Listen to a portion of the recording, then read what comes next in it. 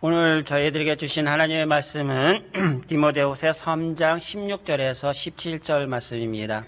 모든 성경은 하나님의 감동으로 된 것으로 교훈과 책망과 바르게 함과 의로 교육하기에 유익하니 이는 하나님의 사람으로 온전하게 하며 모든 선한 일을 행할 능력을 갖추게 하려 함이라. 아멘. 우리 기독교를 흔히 계시의 종교라고 부릅니다. 계시라고 하는 것은 하나님께서 우리에게 자신의 모습을 드러내 보이시고 자신을 알려주시고 자신을 우리에게 보여주시는 것, 그것이 바로 계시입니다. 그래서 계시를 크게 두 가지로 분류를 하는데, 첫 번째 계시는 일반 계시 또는 자연적 계시라고 부르는데, 이것은 자연적인 현상을 통해서 하나님께서 우리에게 자신을 나타내 보이시고 자신을 알리시는 것, 그것이 자연적 계시 또는 일반 계시라고 부릅니다. 두 번째는 초자연적 계시 또는 특별 계시라고 부르는데, 이것은 자연적인 상황 속에서 일어날 수 없는 특별한 방법, 특별한 현상을 통해서 하나님이 우리에게 자신을 알리시고 자신을 나타내시는 것, 그것이 특별 계시 또는 초자연적 계시라고 부릅니다. 구약 성경에 하나님이 불 가운데 임하십니다. 우리 하나님께서 구름 가운데 말씀하십니다. 그것은 자연적인 상황 가운데 일어나는 일이 아니라 하나님께서 특별한 방법을 통해서 우리에게 말씀하시고 자신을 드러내시는 것이기 때문에 특별 계시라고 말하는 것입니다. 그리고 특별 계시의 가장 하이라이트는 바로 예수 그리스도의 성육신이시죠. 하나님이신 예수님께서 인간의 몸을 입고 이 땅에 오신 것, 그것이 바로 특별 계시의 최고봉이고, 특별히 하나님께서는 이 모든 것들을 총합하여서 우리에게 이 성경이라고 하는 특별 계시를 주셨습니다. 그렇다면 특별 계시로 주어진 이 성경이 우리에게 어떤 의미가 있는지, 또 우리가 특별 계시로 주어진 이 하나님의 말씀을 어떻게 대해야 하는지, 오늘 말씀을 가지고 함께 은혜를 나누기를 원합니다. 첫 번째로, 성경은 하나님의 말씀입니다. 바로 성경은 사람의 말이나 사람의 글을 기록한 것이 아니고, 성경은 살아계신 하나님의 정확무한 말씀. 그래서 수정할 것이 없고 고칠 것이 없고 오류가 없고 틀린 것이 없는 완전하고 완벽한 하나님의 말씀이라는 것입니다. 성경이 하나님의 말씀이라고 하는 것은 성경 스스로가 증명합니다. 성경이 하나님의 말씀이라고 하는 것은 어떤 대단한 사람이 증명해 주는 게 아니고, 어떤 문서가 증명해 주는 것이 아니고, 어떤 권위가 증명해 주는 것이 아니고, 성경이 하나님의 말씀인 것은 성경 스스로가 증명한다는 것입니다. 왜냐하면 권위라고 하는 것은 상위의 개념이 하위의 개념을 인정해주고 그것을 보증해주면 권위가 생기는데, 그런데 성경은 최상위의 권위이기 때문에, 성경보다 더 높은 권위는 없기 때문에, 그래서 성경은 스스로 하나님의 말씀임을 자증하는 것입니다.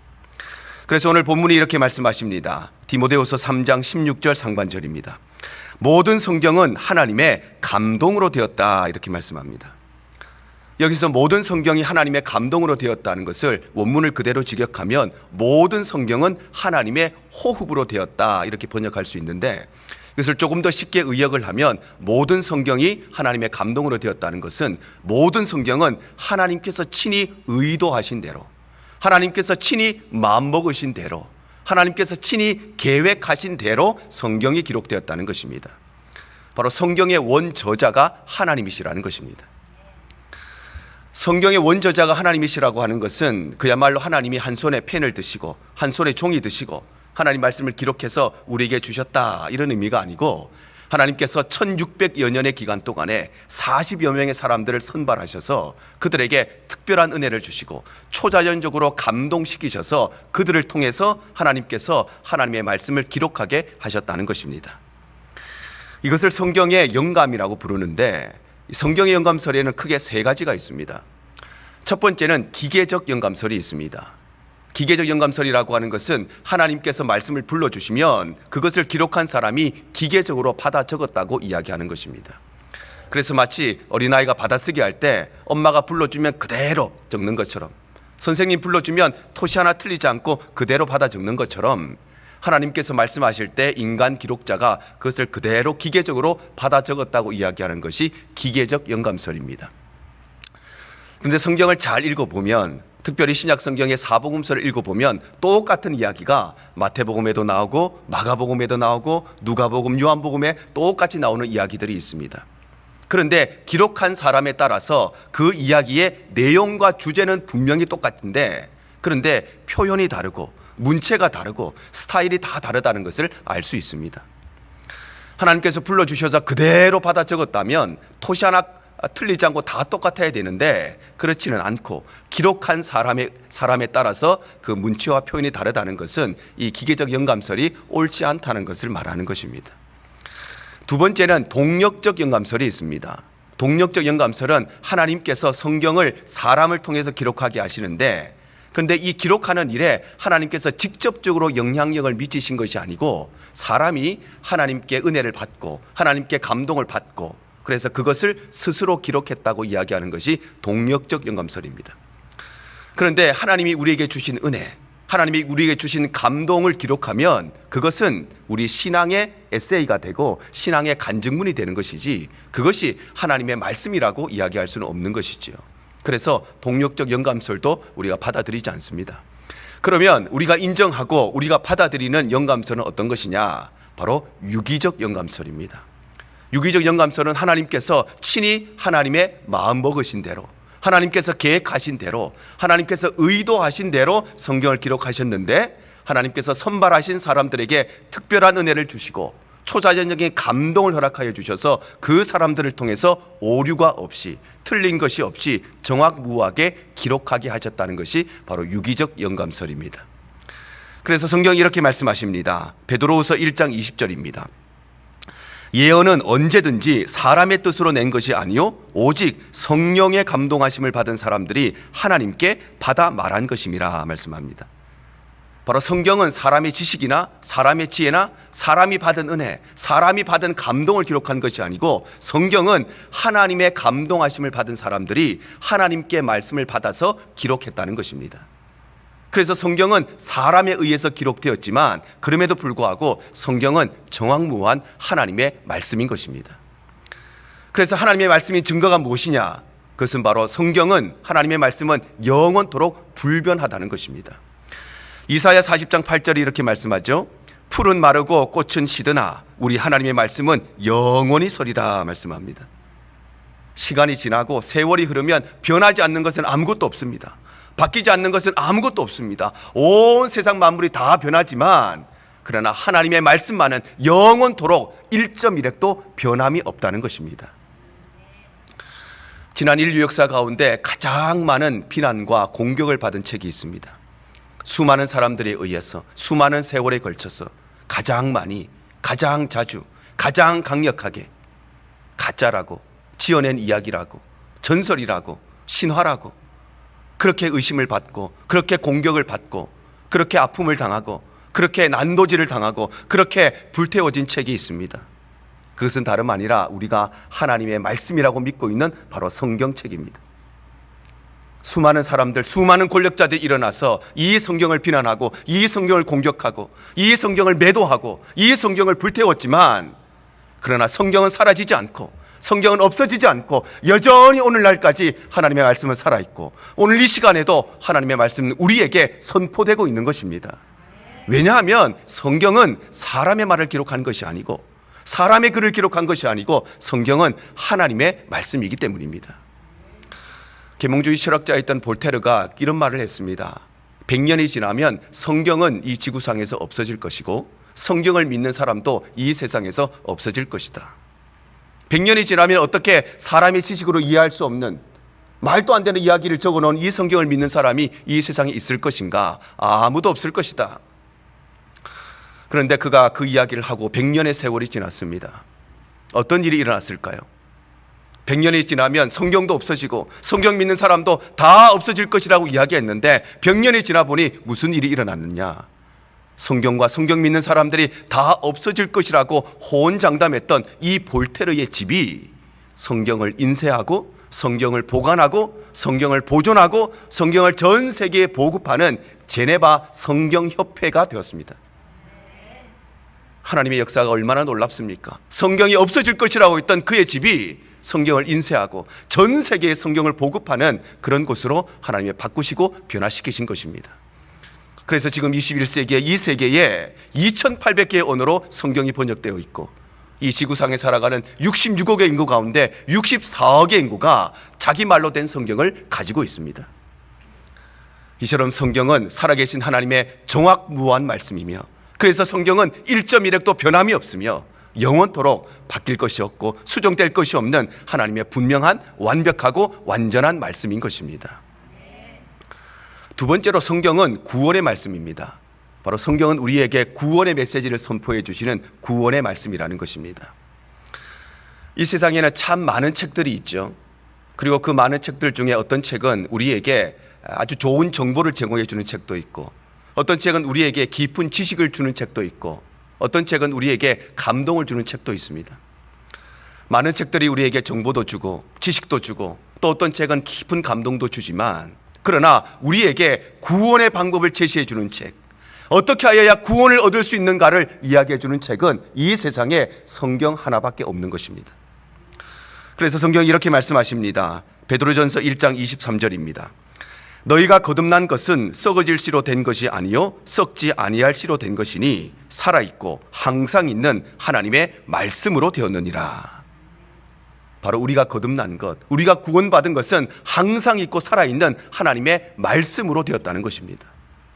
바로 우리는 하나님의 말씀을 통해서 내가 하나님의 창조물이라는 사실을 알게 되고, 말씀을 통해서 내가 죄인이라는 사실을 깨닫게 되고, 말씀을 통해서 하나님이 예수 그리스도를 이 땅에 보내셨고, 그 예수님이 나를 위하여서 십자가에서 죽으셨음을 우리는 말씀을 통해서 알게 되는 것입니다. 그래서 성경은 우리에게 구원을 주시는 구원의 메시지를 선포하는 말씀이기 때문에 성경은 우리의 구원자이신 예수님께 모든 초점, 모든 핵심, 모든 주제를 다 맞추고 있습니다. 누가복음 24장 27절이 말씀합니다. 이에 모세와 모든 선지자의 글로 시작하여 모든 성경에 쓴 바 자기에 관한 것을 자세히 설명하시니라 말씀합니다. 예수님께서 성경에 기록되어 있는 자기에 관한 것을 설명하셨다는 것입니다. 예수님께서 성경에 기록되어 있는 자기에 관한 것을 설명하셨다는 것은 성경이 누구에 대해서 기록하고 있느냐? 바로 예수님에 대해서 기록하고 있다는 것입니다. 그래서 구약 성경은 우리의 구원자로 이 땅에 오실 예수 그리스도에 대해서 말씀하고 있고, 신약 성경은 구약의 예언대로 이 땅에 오신 예수 그리스도, 그리고 장차 장래의 심판의 때에, 그리고 마지막 재림의 때에 심판주로 이 땅에 다시 오실 예수 그리스도에 대해서 말씀하고 있는 것입니다. 그래서 예수님께서도 이렇게 말씀하셨습니다. 요한복음 5장 39절입니다.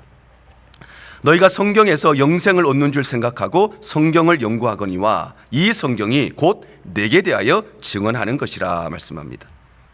바로 성경은 누구에 대해서 증언하고 있는가? 성경은 예수 그리스도에 대해서 증언하고 있다는 것입니다. 어떤 한 시어머니가 며느리의 전도를 받고 교회에 오셨습니다. 이분은 평생 동안 교회에 한 번도 나오신 적이 없었는데 며느리가 시집 와서 시어머니를 위해서 오랜 시간 동안 기도하고 봉양하고 사랑하고, 그래서 어머니를 전도해서 교회로 모시고 왔습니다. 이 시어머니가 한 번도 교회에 온 적이 없으셨으니까 예배를 어떻게 드리는지, 기도를 어떻게 하는지, 성경을 어떻게 읽는지, 찬송 어떻게 하는지 아무것도 모르시는데, 그래도 며느리와 함께 열심히 교회에 나오시고 예배 드리시고 착실하게 신앙생활을 해나가기 시작하셨습니다. 그리고 얼마의 시간이 지난 후에 교육자들로부터 세례를 받으시도록 권면을 받았습니다. 이 시어머니가 고민을 하다가 드디어 세례를 받기로 결단을 했습니다. 그런데 그때부터 이 며느리의 마음에 걱정이 생기기 시작했습니다.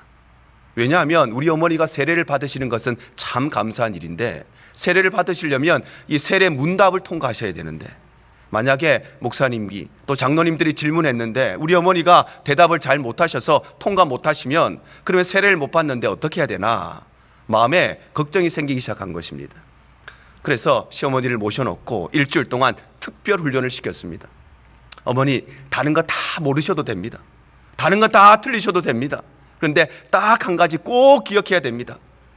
만약에 목사님이나 장로님이 예수님께서 누구를 위해서 죽으셨습니까? 그렇게 질문하시면 반드시 예수님은 나를 위해서 죽으셨습니다. 이걸 꼭 기억하셔야 됩니다. 다 틀려도 되고 다 몰라도 되는데 이것 하나만은 꼭 반드시 절대 잊지 말고 나를 위해서 죽었다, 이렇게 말씀하셔야 됩니다. 세례문답 시간이 되었습니다. 목사님도 장로님도 이 할머니가 연세가 높으신 것도 알고 있고 또 어떻게 신앙생활을 해오셨는지, 앞으로 짧게 신앙생활 하셔서 잘 모르신다는 것 잘 알고 있어서 가장 중요한 한 가지 질문. 할머니, 예수님께서 누구를 위해서 죽으셨습니까? 그러자 이 시어머니가 우리 며느리 때문에 죽었습니다. 일주일 동안 하도 나 때문에 죽었다고 대답하셔야 됩니다. 그게 하도 머리에 박혀가지고 시어머니 때문에 이 며느리 때문에 죽었다고 대답을 하셨답니다. 여러분, 예수님은 며느리 때문에 돌아가신 것이 아니죠. 예수님은 바로 나를 위해서, 예수님은 바로 우리를 위해서 십자가를 지신 것입니다. 이와 같이 성경은 억만 죄인인 우리를 위해서 예수님께서 이 땅에 오시고 그 예수님께서 십자가에서 죽으심으로 우리의 유일한 구원자가 되었다고 하는 이 구원의 메시지를 선포하는 바로 구원의 말씀인 것입니다. 세 번째로, 성경은 우리 영혼의 양식입니다. 바로 성경은 우리 영혼의 힘과 능력과 에너지를 공급해주는 그 공급원이 바로 성경이라는 것입니다.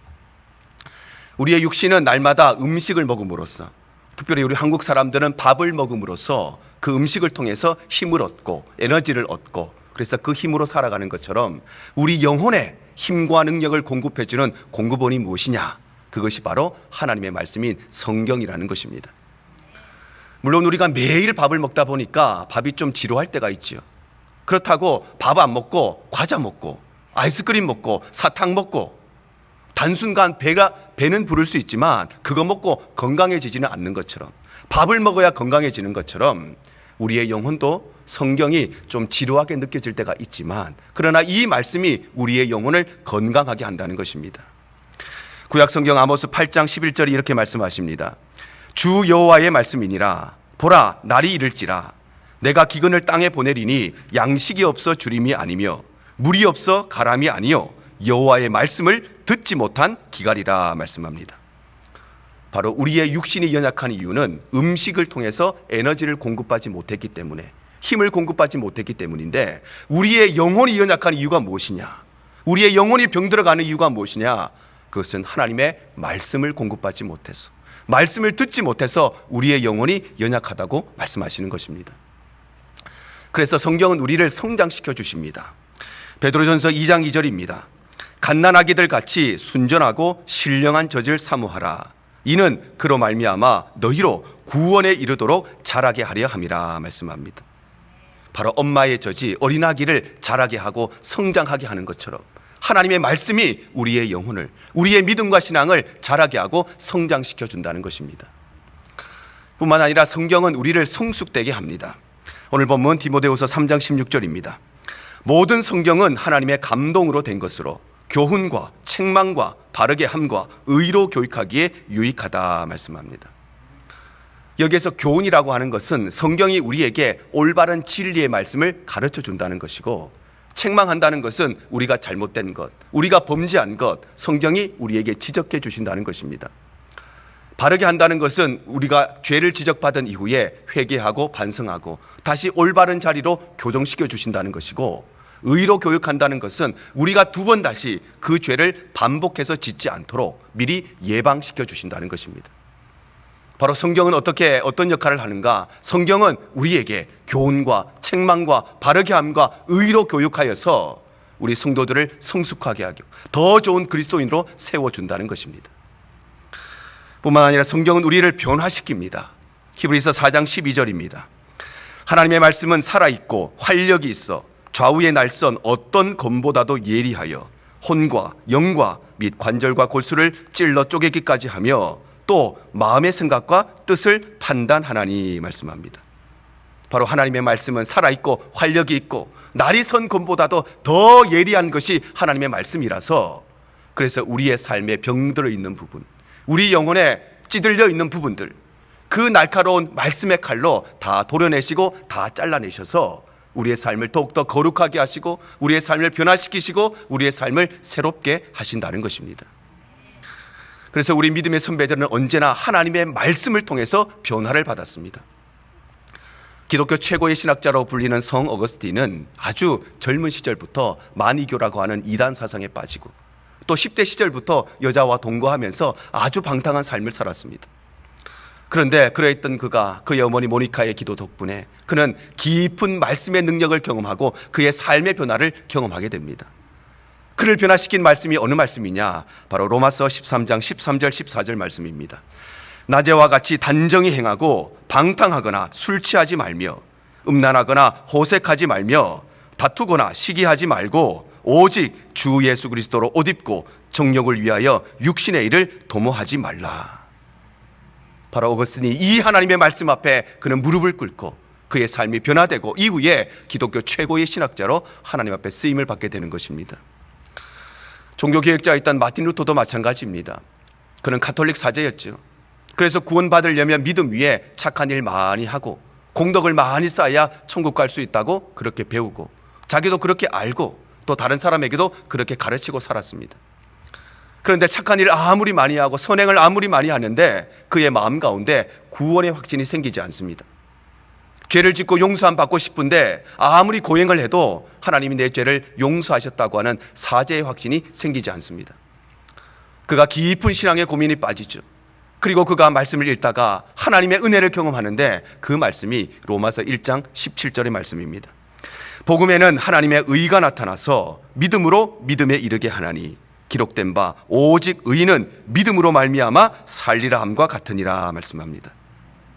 바로 의인은 믿음으로 산다고 하는, 구원은 믿음으로 받는다고 하는 이 말씀을 통해서 그의 삶이 변화되고 삶이 변화될 뿐만 아니라 기독교의 역사를 바꾸는 그는 위대한 종교개혁자로 쓰임받게 되는 것입니다. 이처럼 우리 믿음의 선배들은 어떤 놀라운 기적을 체험하고 대단한 이적을 체험하고 특별한 은사를 받아서 변화된 것이 아니었습니다. 믿음의 선조들은 언제나 하나님의 말씀을 통해서 변화를 받고 말씀 앞에 그들의 삶이 변화되고 새롭게 되어지는 은혜를 경험한 것입니다. 이처럼 하나님의 말씀은 우리 영혼의 양식이기 때문에 그래서 우리에게 힘과 능력을 공급해 줄 뿐만 아니라 이 하나님의 말씀이 우리를 성장시키고 우리를 성숙시키고 나아가 우리의 삶을 변화시키고 새롭게 하시는 것입니다. 그러므로 성경은 정확무한 하나님의 말씀일 뿐만 아니라 이 성경은 유일하게 우리에게 구원의 메시지를 선포하는 구원의 말씀일 뿐만 아니라 성경은 우리 영혼의 양식이기 때문에 그래서 우리는 이 성경을 늘 가까이 하며 살아야 하는 것입니다. 요한계시록 1장 3절이 이렇게 말씀합니다.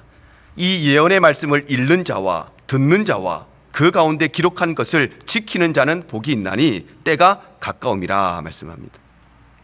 바로 우리는 날마다 이 말씀을 듣고 이 말씀을 읽고 이 말씀을 지키고 이 말씀에 순종하며 살아가야 한다는 것입니다. 어떤 설문조사 기관에서 미국 교회가 쇠퇴하게 된 이유가 무엇인가 10가지 이유를 진단했는데 그 중에 가장 중요한 이유가 미국 교회가 쇠퇴하게 된 이유는 교회 안에 성숙하지 못한 리더를 세웠기 때문이라고 진단을 했습니다. 바로 성숙되지 않은 목회자가 양산되고 성숙되지 않는 중직자들이 교회에 세워지게 되면서 교회가 점점점 나락으로 떨어졌다는 것입니다. 그러면서 성숙한 사람과 성숙하지 않은 사람을 어떻게 구별할 것인가? 여러 가지 기준이 있는데 그 기준의 첫 번째 기준이 무엇인가? 그것은 바로 성경을 읽지 않는 사람. 특별히 자기 나이만큼 성경을 읽지 않았으면 그 사람은 미성숙한 사람이라고 진단을 했습니다. 자기 나이만큼 성경을 읽었다는 것은 1년에 1독 이상 해야 된다는 것이죠. 1년에 1독 이상도 하지 않으면서 어떻게 우리가 믿음이 성장하고 성숙된 사람이라고 이야기할 수 있겠는가? 바로 그들이 그렇게 진단하고 있는 것입니다. 사랑하는 성도 여러분, 우리 믿음의 위기가 어디에서부터 시작되는가? 우리 신앙의 위기가 어디에서부터 시작되는가? 교회의 위기가, 기독교의 위기가, 복음의 위기가 어디에서부터 시작되는가? 건물이 없었어요? 돈이 부족했어요? 예산이 부족했어요? 우리 믿음의 위기, 교회의 위기, 기독교의 위기는 성도들이 말씀을 멀리하고 성경을 읽지 않고 성경을 묵상하지 않는 것에서부터 시작되게 되는 것입니다. 사랑하는 성도 여러분, 우리 얼마나 성경을 읽고 계십니까? 나이만큼 성경을 읽으셨습니까? 특별히 우리 교회 영적 리더로 세워진 우리 중직자분들, 나이만큼 성경을 읽지 않았다면 우리가 미성숙한 사람이라고 이야기합니다. 여러분 꼭 성경을 읽으시기를 바랍니다. 적어도 1년에 1독 이상 하시기를 바랍니다. 그래서 내 나이만큼은 성경을 읽고 묵상하시기를 바랍니다. 그래야 우리의 믿음이 성장하고, 그래야 교회가 성장하고, 그래야 하나님의 복음이 이 땅 가운데 편만하게 우리가 맡겨진 사명을 감당할 수 있는 것입니다. 또한 우리는 성경을 읽고 묵상할 뿐만 아니라 이 성경의 말씀을 들어야 합니다. 로마서 10장 17절에 이렇게 말씀하십니다. 그러므로 믿음은 들음에서 나며 들음은 그리스도의 말씀으로 말미암았느니라. 바로 믿음이 어디에서 나는가? 믿음은 말씀에서 나기 때문에, 그래서 우리가 말씀을 들어야 하기 때문에 이 말씀을 들음으로써 우리의 믿음이 성장한다는 것입니다. 말을 하지 못하는 농아인들이 있죠. 말을 하지 못하는 사람들. 그들이 왜 말을 못할까요? 목에 문제가 있고, 성대에 문제가 있고, 입에 문제가 있어서 말 못할까요? 그렇지가 않습니다. 말을 못하는 농아인들은 목에 문제가 있고 입에 문제가 있어서가 아니라 귀에 문제가 있기 때문에, 그래서 듣지 못하기 때문에 말하지 못하는 것입니다. 그래서 농아인들을 다른 말로 하면 청각장애인들인 것입니다. 듣지 못하기 때문에 말하지 못하는 것처럼 우리의 삶에 믿음의 삶이 나오지 아니하고 신앙의 삶이 나지 않는 이유가 무엇인가? 우리가 말씀이 듣지 않기 때문입니다. 아니, 말씀을 듣기는 듣는데 육신의 귀로 듣고 마음의 귀로 듣지 않기 때문입니다. 그래서 우리는 말씀을 들을 때마다 육신의 귀로 들을 뿐만 아니라 우리 중심의 마음으로 듣고 그 말씀을 우리의 마음판에 새기며 살아가야 하는 것입니다. 뿐만 아니라 나아가서 우리는 성경을 배워야 합니다. 베드로서 3장 16절입니다. 또 그 모든 편지에도 이런 일에 관하여 말하였으되 그 중에 알기 어려운 것이 들어있으니 무식한 자들과 굳세지 못한 자들이 다른 성경과 같이 그것도 억지로 풀다가 멸망에 이르느니라 말씀합니다. 바로 성경을 배우지 않고 성경을 공부하지 않고 신앙의 훈련을 받지 않으면 성경을 풀다가 자기의 그 알량한 지식 가지고, 자기의 그 알량한 지성 가지고, 자기의 그 알량한 이성 가지고 성경을 풀고 해석하다가 멸망에 이를 수 있기 때문에, 그래서 우리는 성경을 배우고 성경을 공부해야 되는 것입니다. 그러나 무엇보다도 가장 중요한 것은 성경을 읽고 성경을 배우고 성경을 묵상하고 성경을 듣지만 그것을 통해서 우리가 무엇을 해야 되는가? 이 성경의 말씀을 지키고 순종하며 살아가야 되는 것입니다. 누가복음 11장 28절 우리 주님이 이렇게 말씀하십니다. 예수께서 이르시되 오히려 하나님의 말씀을 듣고 지키는 자가 복이 있느니라 말씀합니다. 바로 우리가 말씀을 왜 읽느냐, 말씀을 왜 묵상하느냐, 말씀을 왜 듣느냐, 말씀을 왜 배우느냐, 내가 성경 10독 했다, 성경 100독 했다, 그거 자랑하려고 읽는 것이 아니라 그 말씀을 통해서 하나님 말씀에 순종하며 살아가기 위해서, 그래서 우리는 말씀을 읽고 듣고 그 일을 통해서 날마다 말씀을 통해 변화되고 말씀으로 새로워지는 삶을 살아가야 하는 것입니다. 제가 한국에서 신학대학원 시험 칠 때의 일입니다. 신학대학원 시험의 가장 큰 포션을 차지하는 것이 성경인데, 그래서 그 성경 시험 치기 전날에 모의고사를 쳤습니다. 성경 시험 문제 1000문제를 한 10시간 가까이 시험을 쳤습니다. 그리고 이 1000점 만점의 시험에 제가 991점을 맞았습니다. 별로 안 놀라시네요. 세모가 3개 있어서 그것까지 합치면 994점을 맞았습니다. 그 시험 치는 사람이 보통 사람들입니까? 다 하나님의 부르심을 받고 목사 되겠다고 열심히 성경 공부하고 시험 치는 사람들인데 그 시험의 평균 점수가 약 700점 정도 됩니다. 근데 그 정도 점수 맞았으니까 괜찮은 점수를 맞고 학교에 갔습니다. 성경을 읽고 성경을 묵상하고 성경을 하루 종일 배우는데 어느 날 문득 제 삶을 돌아보니까 제 삶에 아무런 변화가 없다는 사실을 깨닫게 되었습니다. 그렇게도 성경 많이 읽는데, 그때 1년에 성경을 10독에서 15독씩 했습니다. 그런데 그렇게 많이 읽는데 제 삶에 아무 변화가 없는 것입니다. 그렇게 말씀을 많이 듣는데 아무 변화가 없는 것입니다. 아침부터 밤까지 성경만 공부하고 성경만 배우는데 제 삶에 아무 변화가 없는 것입니다. 우리가 성경을 읽는 것 참 중요합니다. 읽어야 합니다. 성경을 배우는 것 참 중요해서 배워야 합니다. 묵상하는 것 정말 중요하기 때문에 꼭 해야 됩니다. 그런데 우리가 왜 이 모든 것을 해야 되는가? 우리에게 더 중요한 것은 내가 성경을 몇 번 읽었느냐가 아니라 성경이 내 삶을 몇 번이나 읽었느냐, 그것이 더 중요한 것입니다. 내가 성경을 몇 번 읽었느냐 중요한 것이 아니고 내가 이 성경의 말씀을 통해서 어떤 변화된 삶을 살아가는가, 내 생각이 변화되었는가? 내 믿음이 성장했는가? 내 생각과 마음이 변화되었는가? 새롭게 되었는가? 그것이 훨씬 더 중요하다는 것입니다. 그러므로 사랑하는 성도 여러분, 날마다 하나님의 말씀을 읽고 묵상하시기를 바랍니다. 날마다 말씀 앞에 무릎 꿇으시기를 바랍니다. 날마다 말씀을 배우고 공부하시기를 바랍니다. 날마다 그 말씀을 배우고 읽고 쓰고 이 말씀 앞에 겸손하게 순종하며 살아가시기를 바랍니다. 그래야 우리는 말씀으로 이 세상을 창조하신 하나님의 영광을 보게 될 것입니다. 그래야 우리는 말씀으로 지금도 우리 가운데 운행하시고 말씀으로 이 세상을 통치하시고 다스리시는 하나님의 능력과 하나님의 일하심과 하나님의 역사하심을 우리의 삶에 경험할 수 있게 되는 것입니다. 사랑하는 저와 여러분이 오늘 이 말씀을 기억하시고 우리 대형의 모든 군속들의 삶에 이 말씀의 은혜, 이 말씀의 능력이 우리 일평생 넘치시기를 주님 이름으로 간절히 축복합니다. 이것이